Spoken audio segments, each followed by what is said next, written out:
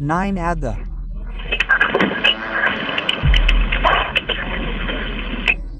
Need you the add you.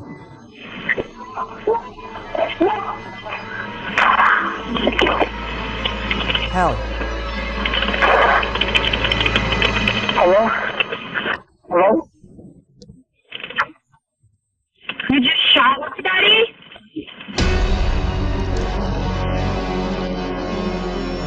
Oh, one phone number that saved thousands of lives. Fires, accidents, crimes. 911 operators spend years immersed in other people's grief and always remain calm during the call. All calls to emergency services are recorded.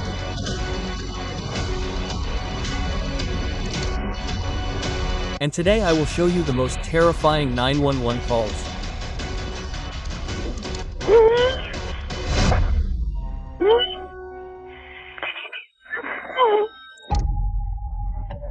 Friends, I warn you right away, all the calls are real and that is why they may shock you. Therefore, it is better not to watch if you are too impressionable. And here we go.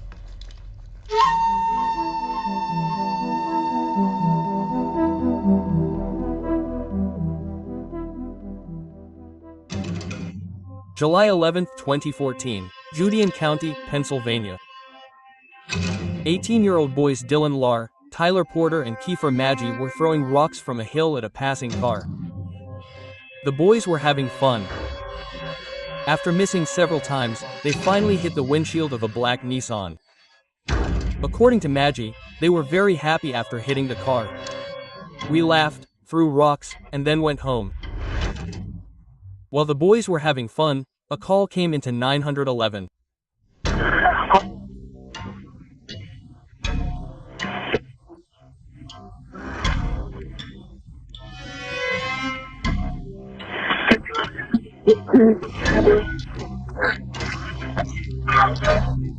Are you, oh my god, going east or westbound? We're going west. What kind of vehicle are you driving? We're road.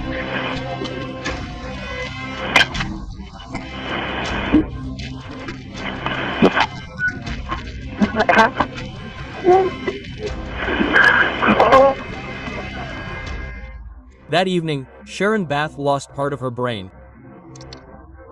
One of her eyes was knocked out and she was disfigured for life. Her skull was shattered.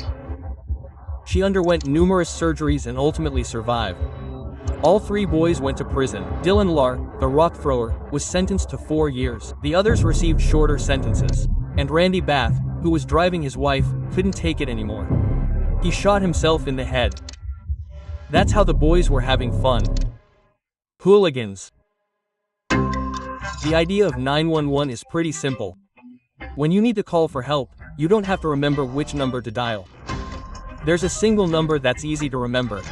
By the way, what happens if you dial 911 in Russia?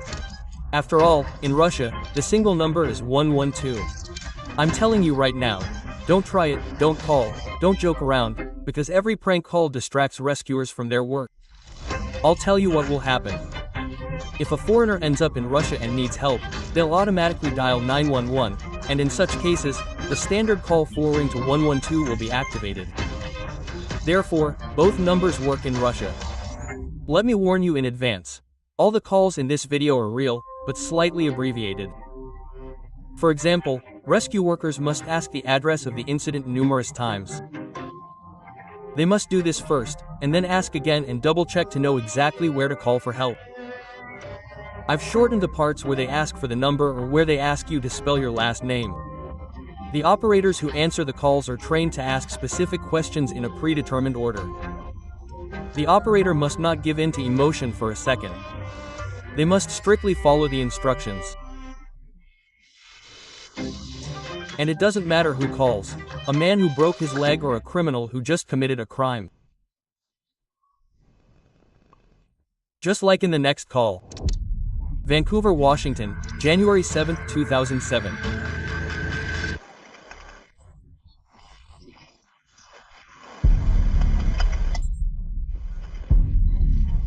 Matthew and I guess. Okay, where are you at right now? I am at And how did you kill them? Are they there too? Not anymore. Where are they at? Well, they are here physically, but they're not here spiritually. Notice how the operator's girlfriend speaks dryly, directly, without giving into emotion, although right now, at this moment, she is talking to a real maniac. It is this lack of emotion on the part of the operator that infuriates the killer.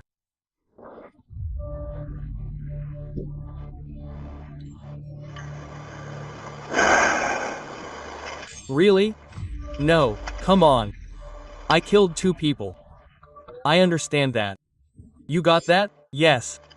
I killed 2 people. I killed them. Why did you kill them? Why? Yes. Because why? Because I was born to. You got to be kidding me. Okay, give me a break. Where are you at? Oh, awful. It's terrible. I call 911 and there are no cops here. I gave you the cross, I gave you everything, and there are people dead, and it's bloody, and it's gross. How long ago did you do this? Oh, poor Sandy just stopped breathing.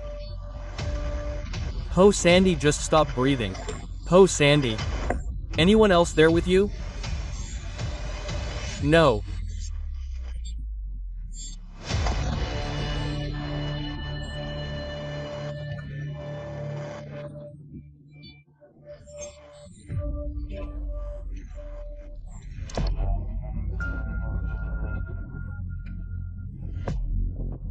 Pass this information on to the police, who are already on the way to ensure the safety of the officers.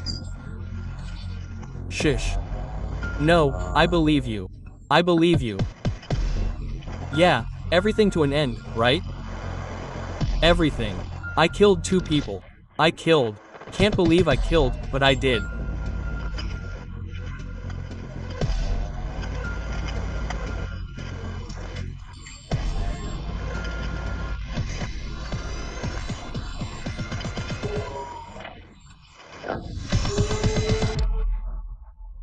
When the police arrived, they found a man covered in blood. It was Dylan Peterson, along with 2 bodies with stab wounds. It would later turn out that he lived in this house along with those he killed. He was sent to a psychiatric hospital, where he was confirmed as competent. Dylan Peterson was sentenced to 57 years in prison.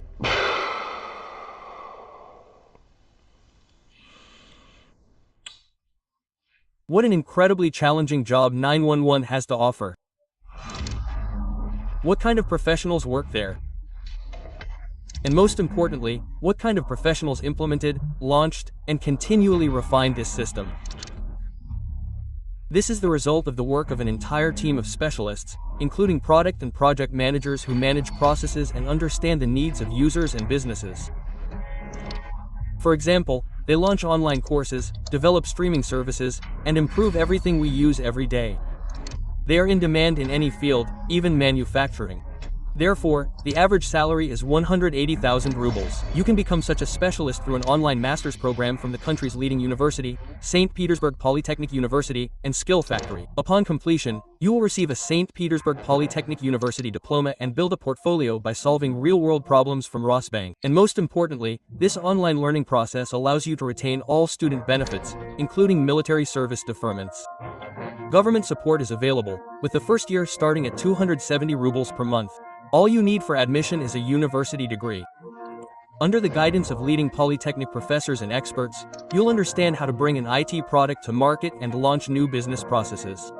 The skills you gain will help you launch your own business, create a startup, and confidently grow it. Apply now and receive a free preparatory course to better prepare for the start of your studies. Space is limited. Follow the link in the description or this QR code. Statistics show that 75% of emergency calls are completely unrelated to a threat to life, health, or property, and people often seem to have no idea when it's appropriate and when it's not appropriate to call 911. For example, in 2009, Latricia Goodman tried to call a cop at a McDonald's because they were out of chicken nuggets. In 2006, Lorna Dunash called 911 to set up a date with a handsome officer. The officer arrived and arrested her for making a false alarm. 45-year-old John Triplott from California called the police about 27,000 times in 2 years. He explained that he was lonely and that 911 was free. He was fined $1,000. Once, a man called the police because his neighbor destroyed his snowman on his property. And the Sydney Police Department once received a call from a man who heard screams from a neighboring house, or rather, a man threatening, "I'll kill you, you're dead." The police arrived and found him trying to kill a spider in a very emotional manner. Once, a girl called 911 in America and complained that her boyfriend didn't want to marry her. And another woman called 911 and said, "Help, I'm being arrested now." Another case, told by one of the operators. One time, a woman called me and said that her cat was stuck in a tree. I realized she wanted the fire department to come and save the cat, and I was about to start explaining to her that things like that only happen in the movies. But then she added, "Then my husband went after the cat and got stuck too." Never call 911 for no reason. The next call, frankly, is one of the scariest I've ever heard. And the reason for it will surprise you. This is Sandy. Look. Police. Send the police.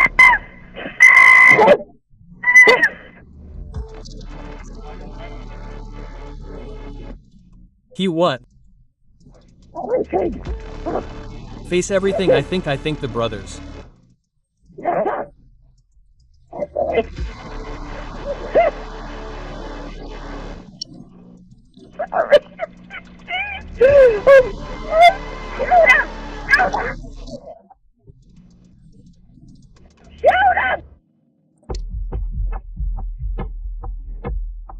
Took home a small chimpanzee from a nursery and named him Travis. They treated him almost like a person. He ate at the same table with his owners, drank wine, went shopping. When Sandra's husband and then her son died one after another, Travis became her comfort. But at the age of 14, the grown-up Travis began to show a strong change in personality.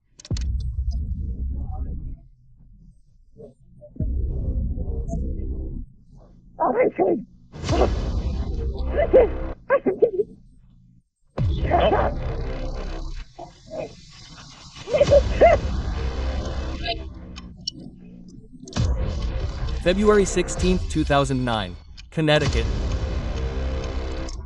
Travis, who was 13 years old, was acting restless. The monkey snatched the car keys and ran away from home. Sarah called her friend Charlie Nash and asked her to stop by and ask her to bring the monkey home. Nash had known Travis since childhood. The chimpanzee had been friendly with her, but something terrible had happened that day. The 200-pound monkey attacked a neighbor. Enraged, Travis tore the unfortunate woman to pieces in minutes. Sandra grabbed a knife and stabbed him, but she didn't react. Realizing she couldn't save her friend, Sandra locked herself in the car and called 911. The chip killed my friend!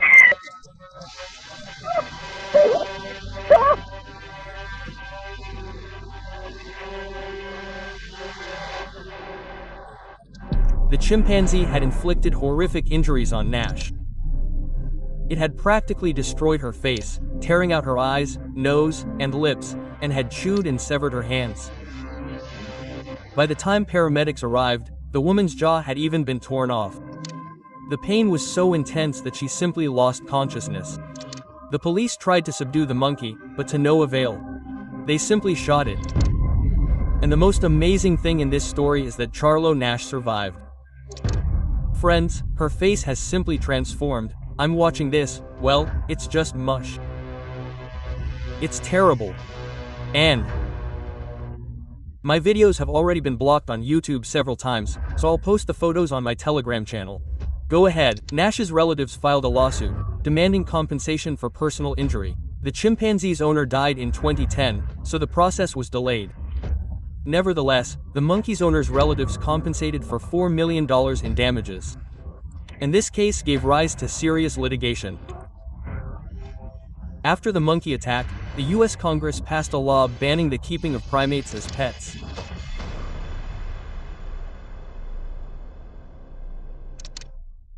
March 10, 2007. Police found a body. Unidentified woman. Northeast Marion County. February 6, 2015. Rebecca Lacey went missing in Mansfield. Her body was found a month later. August 16, 2016. Elizabeth Griffith is missing. Ashland. Stacy Stanley went missing on September 8 of the same year, also in this area. She had a flat tire. She called her brother at 10:47 p.m., and no one has heard from her since. Girls have been disappearing in this area, which means there's a real serial killer screaming here. On September 11, 1916, another girl was abducted. Her name has not been released, so we will call her Jane Doe. This name is given in the United States to everyone whose real name has not been established or is intentionally hidden. On September 13, 2 days later, 911 received a call.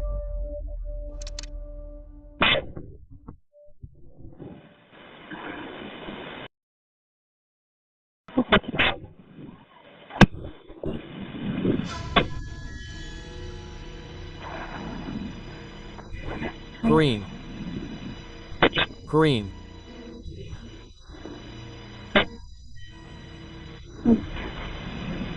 Sleeping. In the bed. You're the no, in the bedroom with them. You don't know what color the house is? Pleasure.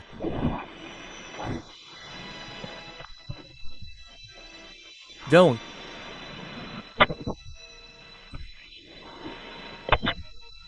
He's got a taser.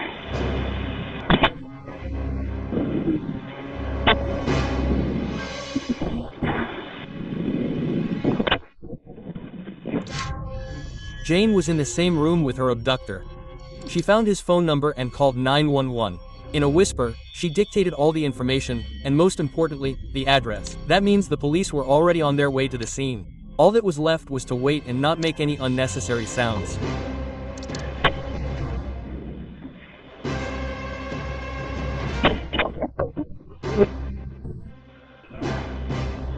Tied up. Are you tied up now? Yeah, but I kind of read myself. The way. We have officers. You don't have to talk if you don't need you.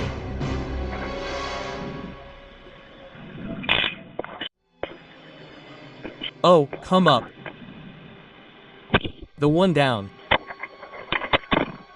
Are you still there?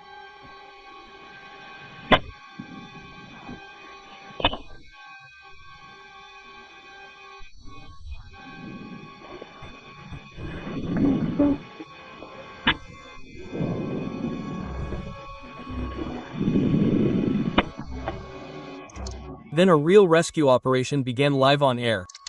The operator passed information to the police. They, in turn, tried to open the doors. Can you see out any window that you're at?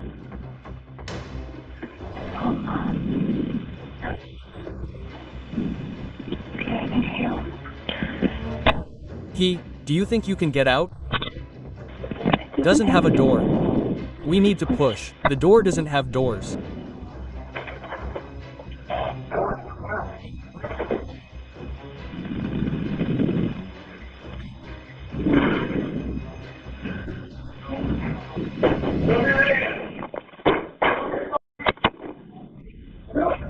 The police arrested Great.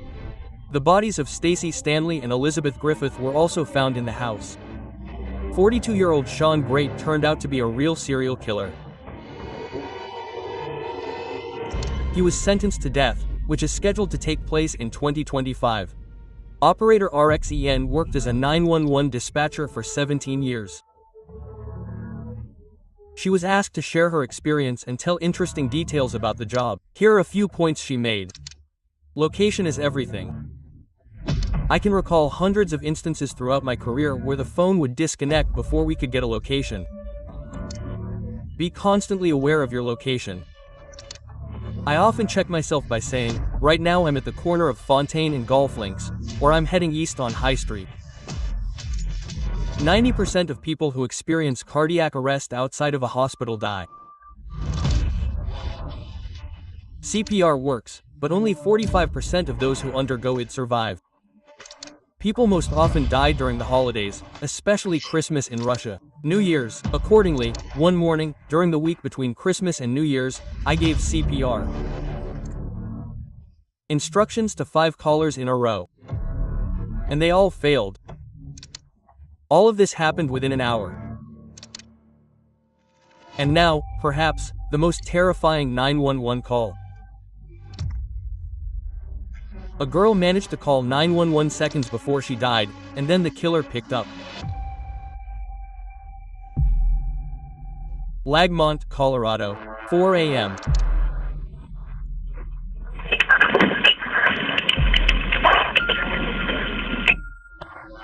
Add you. No, please. No, no. Hello. Hello. Hello? This is what's going on. I just shush everybody right now. You just Shot shush everybody? everybody? Yeah. What's your name? Okay. How many people did you shoot? You shush who people who did you shoot?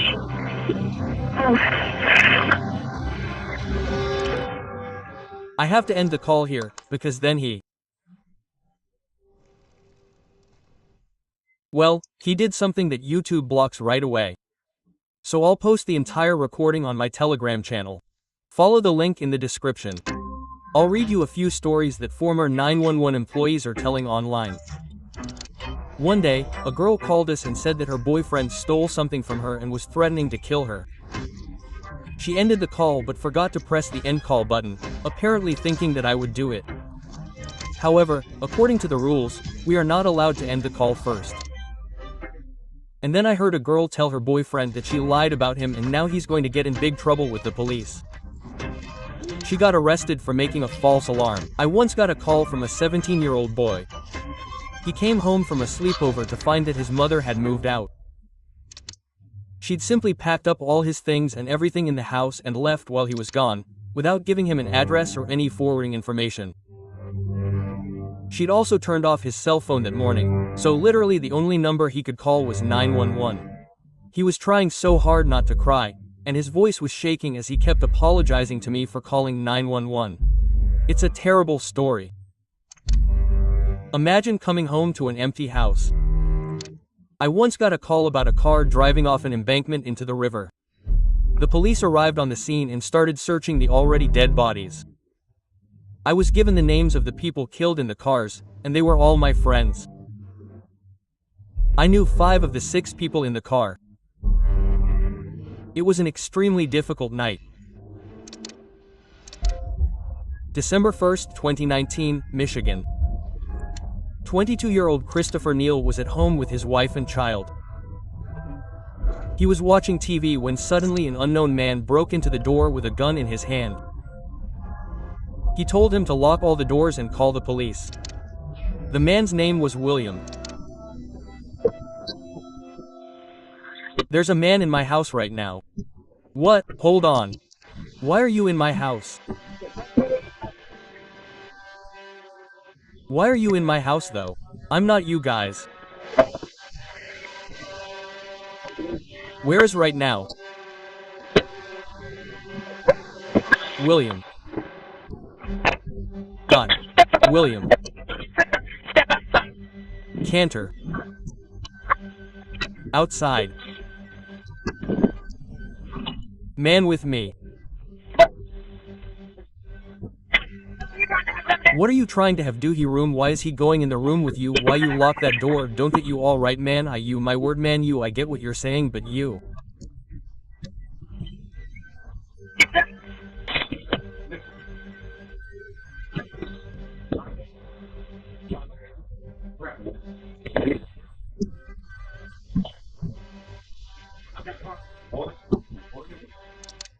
William hung up.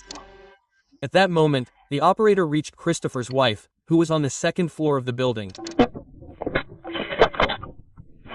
I don't know, I'm upstairs. All I can hear is like SLLY talking. Do you know who is in the house? No, we have no idea.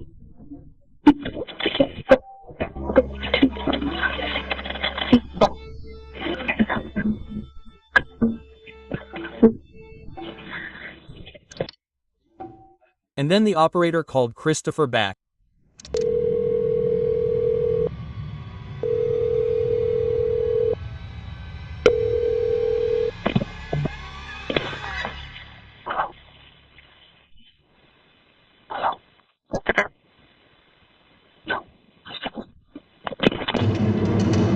A few minutes later, the police burst into the house. William tried to escape through the window. He opened fire on the police, wounding 3. Nevertheless, he was arrested. The police saved Christopher's wife and child, but he himself was already found dead. When they were investigating the cause of everything that happened, it turned out that William was under the influence of illegal substances. What amazes me most about these stories is how quickly the emergency services work. They arrived on the scene after 8 minutes, 4 minutes, 7 minutes. I think it takes me 8 minutes to open my laptop like this. That's all I have time for. Amazingly fast.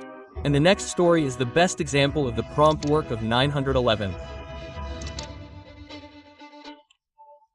40-year-old Lori Ulvis was driving on the highway when the gas pedal in her car jammed.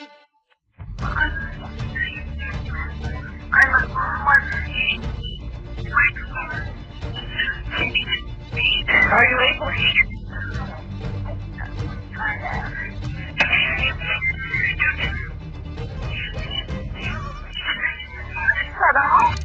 The car was picking up speed, and the woman couldn't brake. The countdown was running out.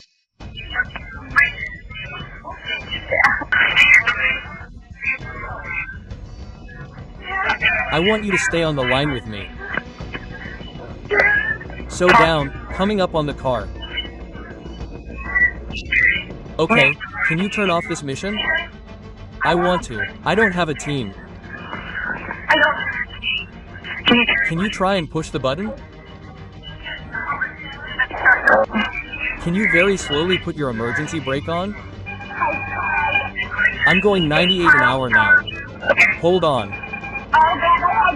Oh, I had to calm down, and...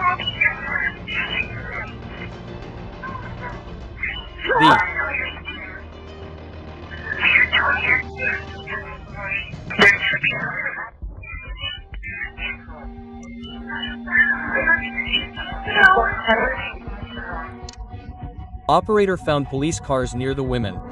They, in turn, spotted the car and began clearing the road in front of it with their flashing lights. By the way, the police later noted that some drivers did not yield.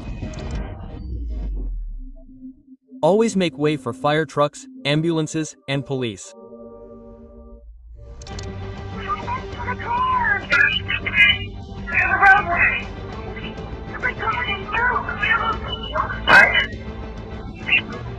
I know you know people. You know they don't think like that. You see them in front and behind you. There's a trooper in front of you, but you're going to be fine. Just stay with me. I know, have you tried to cruise control? You're with me?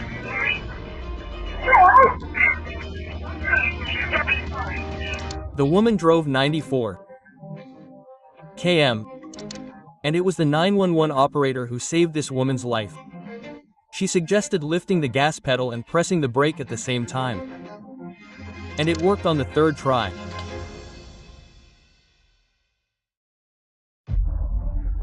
Now I'll tell you about the worst 911 worker.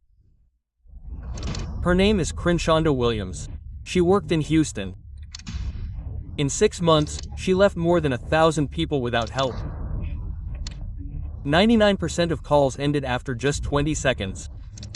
Most often, the woman answered the phone, listened to the first sentence, and then replied that she didn't want to deal with it. On March 12, 2016, a man called her and told her about a robbery outside a small store. The perpetrator was armed. The operator, as usual, hung up almost immediately, and the clerk at the store was murdered that day. An internal investigation was conducted, which revealed Williams's incompetence. She was fired and arrested, but it's unclear how she got her job in the first place. Friends, I have a video on my channel about dissociative identity disorder, in simple terms, split personality. And in the next call, Donovan Nicholas reported the murder, and he blamed his second personality for the crime.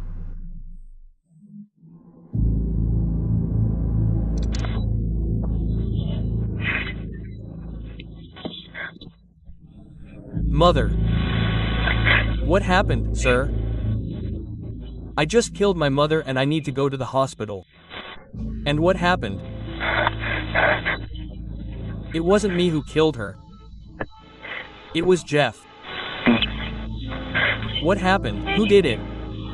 Jeff. Yeah, I'm sorry. This is really hard to explain, but I kind of have another person inside me. Like what happened to your mom? She killed her. She snapped. Okay, what's your name? Mine is Nicholas. Alright, are you able to say who's with you? I, myself, me, and Jay.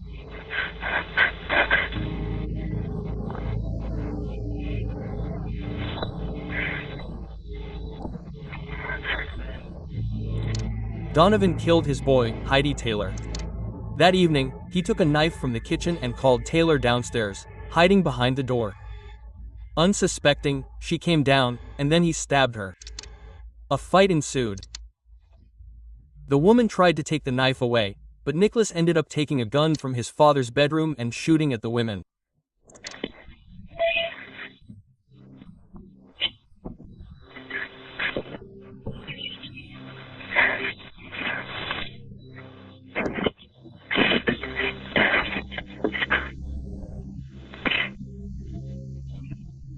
Why did he do it? He was always tired of her.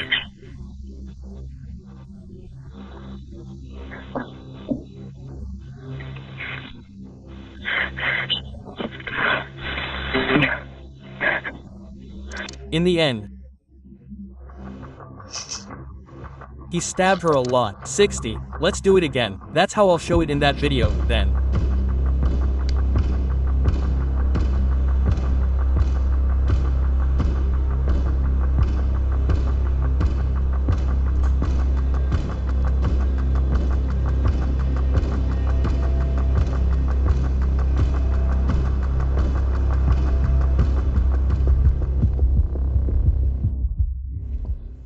$60. That's how much he hit her, and most importantly, just look at him. You wouldn't immediately say that he's a complete maniac. I didn't want to kill her. I hate Jay so much. He's going to make me die in prison. I'm just so scared. I don't want to die in prison. That's why it was my fault. You said Jeff did it. Is he still there with you? Yeah.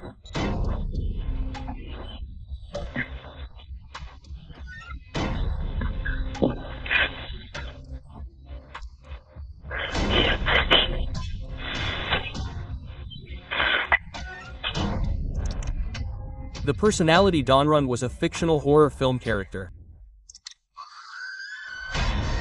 Jeff is an eyelid-less maniac who appeared in internet stories around 2008.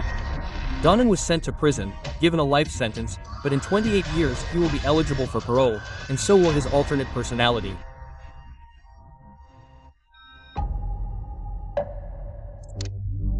You know, I listened to a huge number of recordings when I was preparing for this video. By the way, if you like it and want a second part, be sure to write in the comments, because I have a lot of saved recordings, terrible recordings. So, I listened to a lot of recordings. I almost went crazy, and it's terrible. But this recording is probably the most unusual of all.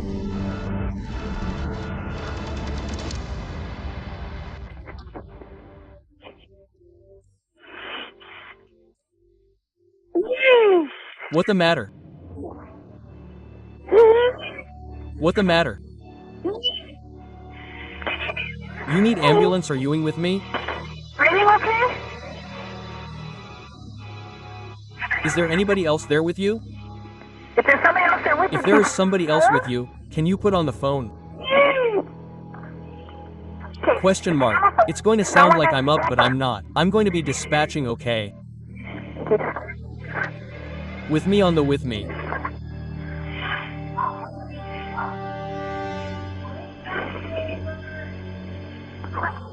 Is that a neighbor? Yeah.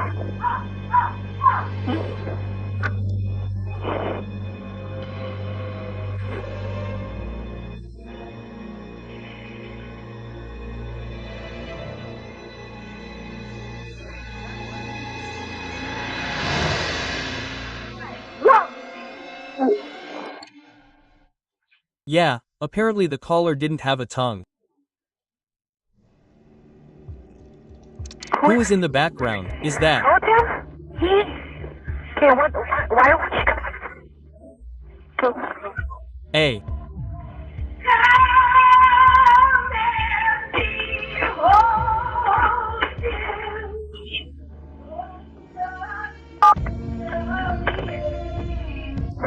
Person that person was drinking?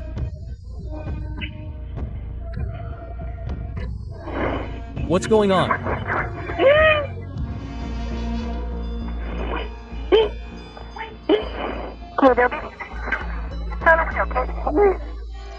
When the police arrived, they found a woman, 50-year-old Karen Lutters.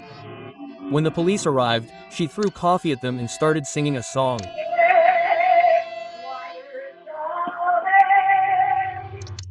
When the police entered the house, they found a man covered in blood. It was her husband. And Karen had bitten off part of his tongue. And she did so just as he was about to kiss her. And what happened next? The police found the bitten part of his tongue, took him to the hospital, and had it reattached. The woman was then found insane, and a judge allowed the couple to continue living together on the condition that she continue treatment. This is a crazy story. Remember how I said you can't just call 911? You can't distract the rescuers. Well, recently a recording of a 4-year-old boy calling 911 went viral online. Listen to it and let me know in the comments if you think it's okay to call 911 with such a request.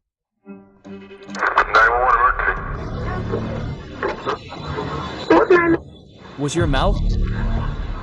My mouth. I have to do it. Will you help me? Sure. What do you have that you need help with? I have take. Oh, you got to do the takeaways. Yeah, tell me what the math is. Okay. 16. Yeah. Takeaway. What? You tell me how much do you think it is? No. How are you? Only. Yeah. What else was here? Takeaway. And how much do you think that is? 5. What are you doing?